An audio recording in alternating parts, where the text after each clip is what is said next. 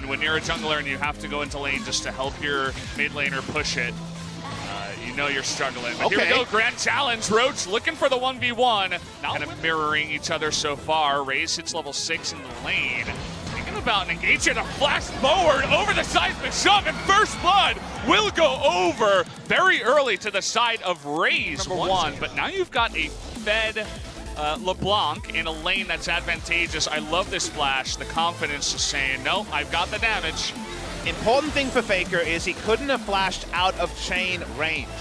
If he had flashed at the end, he would have got more to safety. Blank getting a little bit frisky with some of the wards, trying to clear that one. Oh, we got a engage here from SKT. Who's ganking who? Yeah, I'm not sure about this one. We're gonna have the ults thrown in. There's the wall onto Edge, but getting low once again is Faker, and down he does go. But the LeBlanc will go down too, so a 1-for-1. Have his smite available to try to steal that. But let's take another look at how this fight happened. Yeah, we saw the start of it and we thought it would be over from there. But then the pincer comes through from Bang and Effort, and going upwards is not an option. The Weaver's wall to cut them off, but everyone opts into it, knowing this is coming. Soul can just pop over the wall when he needs to. Faker right into the middle of the fight. Was inevitably gonna die. It ends up a 1-for-1, but Roach finishing the teleport. It's all warded up. They see him coming in, and actually, they want to engage onto him with that vision. They're going deep again. Effort is getting low, but so much blown. Here's the Olaf versus Varus you were talking about going well. They zone out Bang, and now Effort's gonna be low. Down he does go. Bang returning to the fight. TP. Not enough damage. The TP coming in. They only get Secret on the back of it here. The chain's gonna land onto Tall, keeping him out of the fight. The flash in from Faker. He wants to get the kill on Olaf, but in the end... This game close than the SKT fans would prefer. Secret saw Tom Kench and decided they were going in, as Soul was able to react very quickly. This is a preview of what Raze is wanting to do against the Varus. It's why Olaf into Varus is seen as a good matchup.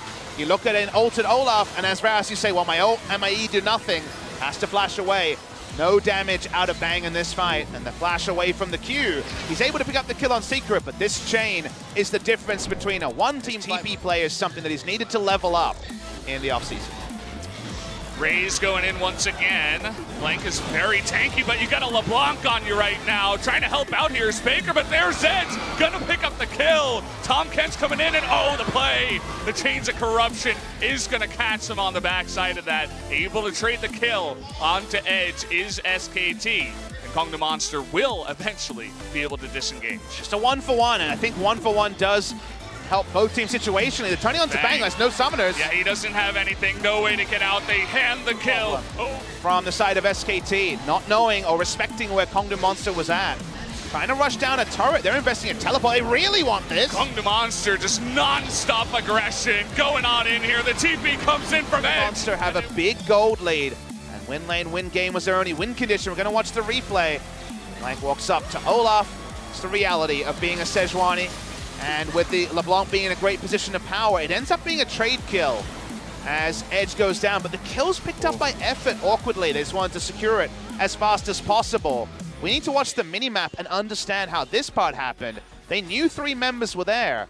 Bang walked up anyway. And he was just saying, am I safe? Am I safe? The answer was no. Raze could come back with the water walking. And Soul is on Ezreal. That was definitely a decision-making mistake, and that was the... Raze getting pretty low here. We got 5 members of SKT seeing an opportunity. Looking to turn it around. Here's Secret from behind. They're immediately going for Faker, but nice Effort there. Gonna eat him up, but Effort is gonna go down in the end. Roach now getting low. Nice riposte, but not enough health to survive. Only a 1-for-1. SKT, though they got 4-2 LeBlanc, 2-0-3 Ezreal. Looking pretty good. Gonna take another look at the trade. Fantastic Devour here from Effort. As Faker looked doomed, he was going to be bopped straight into Edge, but Effort good positioning. Will be always willing to trade his life in a trade. And of course, Roach, no way to get out of the Hextech ultimatum is the trade.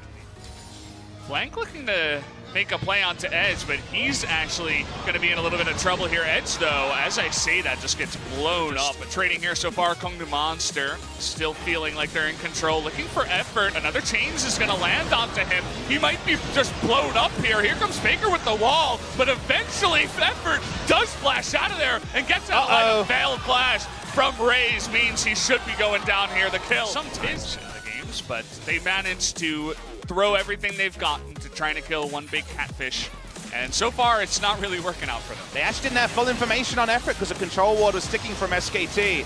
But Edge pops over. They desperately want this kill. Aren't able to get it. No Ignite riding onto the Catfish. Raze fails to flash. He dies. TP from Tall, too. This is going to give that Drake advantage over to Kongdu Monster, trying to burn it down here. Flank. Want to be the spoiler. The wall is going to come in, trying to zone him out, but actually zones himself and bang out. And now Tall getting low in the backline. It's a 5-on-3, and Kongdu Monster are going to win it extremely heavily on the back here. 2 kills to Kongdu Monster, and that should be the Infernal Drake as well. You think Faker, with all his Polybridge experience, would get the wall right, but he doesn't. He cuts off his team with that secret. Yeah, looks like Faker wants to make up for it, and this might just be a mistake. He's got his Banshee Veil, but no way to get out of this one as well. Getting super low, the chain's gonna land. You can feel the frustration. Talia wall actually interrupting the Scion ultimate. We watch the replay as Roach rushes onto Faker, forces everyone to move out of position. That's the first variable. Suddenly, the jungler and the support are out of position.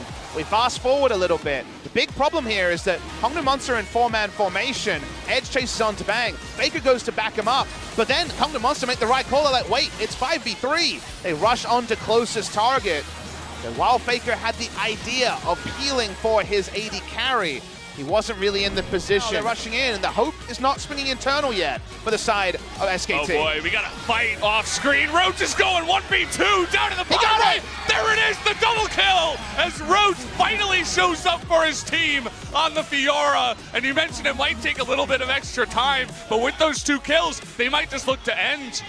Is Kongdu Monster gonna get a pre-30-minute win on SKT? Looks like it. Effort gonna go down to Blank. No hope in the world as he's trying to run away. Bang, he wants to carry again. And Blank actually almost does survive there. Gets taken out in the end. They don't have minions. Here comes the minions. There they go. They still got 33 seconds of Baron here. They're gonna be pushing in. Again, the question, can they end the game? Roach trying to push Bang away. It's 1v4. Bang wants to carry again. The chain's gonna miss. Still 10 seconds for Faker, then they've done That's it. That's gonna do it. The Nexus is gonna go down. And guys, we're going to game 3. SKT, they're not in the playoffs yet. Kongdu Monster win lane, win game. No problem, apparently. They blow away SKT. The Talia play was a bit of a problem this game after being very clean in game number 1. Even though Edge gave up CS, he was always there popping over the wall, getting the picks, and Fiora showed up with 3 Infernals and 2 items, and 2 members couldn't take him down. This game 3 is cutthroat. SKT's playoff run, which looks so clear just because of yesterday's results, just after game 1. Suddenly there's a storm cloud, and we don't exactly know which way it's going. What the hell is going on in that booth? I want to see the faces of SKT right now. Generally not too emotive, but the communication was not there in game 2. The pressure is on SKT, and everybody can feel it. And in 14 series, Kongdu Monster have picked up 3 game wins, and amazingly, 2 of them have been over SKT. Well, I said I wanted to see them, and they're all storming out of the booth as they're going to go into the back room and try to talk this one through. Understandable after a loss like that. We're going to take a look at the replay of the 1v2. This was a very fed Fiora with 3 Infernals, as you mentioned. Sadly, this was the picture-in-picture. This was the main game in this particular game. Walks up, and we've seen Khan do this before. Remember, the healing field comes out, Faker knows he's boned. He dies, nothing he can do. Such as Fiora in a side lane against the Camille with 3 Infernals. This is spicy, Valdez. Oh, it is. Guys, we're going to have a game number 3. Go out there and tell your friends that SKT might not be making it, and perhaps Rock's Tigers will be taking their place as Kongdu Monster, making it interesting, might actually defeat SK Telecom.